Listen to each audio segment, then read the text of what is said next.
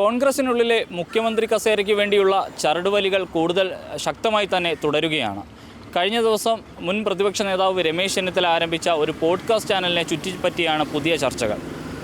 രാഷ്ട്രീയ നേട്ടത്തിന് വേണ്ടിയല്ല, മറിച്ച് ഭാവി കേരളത്തിൻ്റെ വികസന പ്രതീക്ഷകൾക്ക് വേണ്ടിയാണ് എന്ന ഹാഷ്ടാഗോടെയാണ് രമേശ് ചെന്നിത്തല തൻ്റെ പുതിയ യൂട്യൂബ് ചാനൽ തുടങ്ങിയിരിക്കുന്നത്.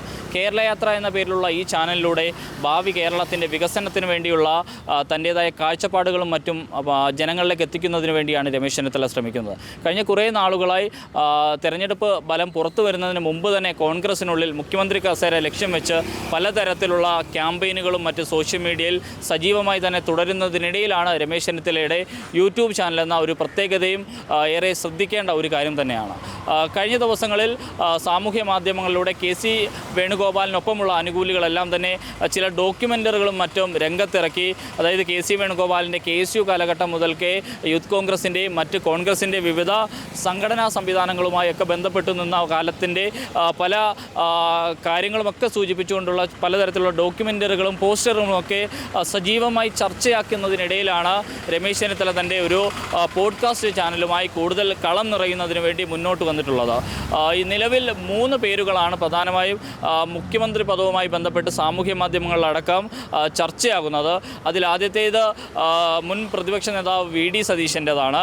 രണ്ടാമത്തെ പേര് ACC ജനറൽ സെക്രട്ടറി കൂടിയായ KC വേണുഗോപാലിൻ്റെയും മുൻ പ്രതിപക്ഷ നേതാവ് രമേശ് ചെന്നിത്തലയുടെയും പേരുകളാണ് സാമൂഹ്യ മാധ്യമങ്ങളിൽ അവരുടേതായ അനുകൂലികൾ വലിയ തോതിൽ ചർച്ചയാക്കുന്നത്.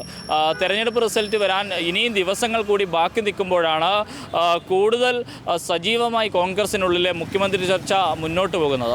ഈ മുഖ്യമന്ത്രി ചർച്ച ഈ നിലയിൽ മുന്നോട്ട് പോകുന്നതിലും പ്രവർത്തകർ ചേരിതിരിഞ്ഞ് സാമൂഹ്യ മാധ്യമങ്ങളിൽ പരസ്പരം ഏറ്റുമുട്ടുന്നതിലും മുതിർന്ന നേതാക്കൾക്കടക്കം പലർക്കും അതൃപ്തിയുണ്ട് എന്നൊരു കാര്യവും ശ്രദ്ധേയമാണ്.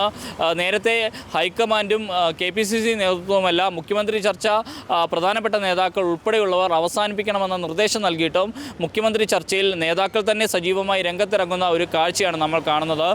പ്രവർത്തകരോ അല്ലെങ്കിൽ പേരില്ലാത്ത സാമൂഹ്യ മാധ്യമ പേജുകളോ മാത്രമല്ല മുഖ്യമന്ത്രി ചർച്ച സജീവമായി നിലനിർത്തുന്നത്, മറിച്ച് യൂത്ത് കോൺഗ്രസിൻ്റെയും KSUവിൻ്റെയും കോൺഗ്രസിൻ്റെയും വിവിധ സംഘടനാ ചുമതല വഹിക്കുന്നവർ വരെ ഈ മുഖ്യമന്ത്രി ചർച്ചയിൽ ഭാഗമാകുന്നു എന്നൊരു പ്രത്യേകതയും ഇപ്പോൾ നടക്കുന്ന സാമൂഹ്യ മാധ്യമങ്ങളിലെ ചേരിതിരിഞ്ഞുള്ള ചർച്ചയ്ക്കുണ്ട്.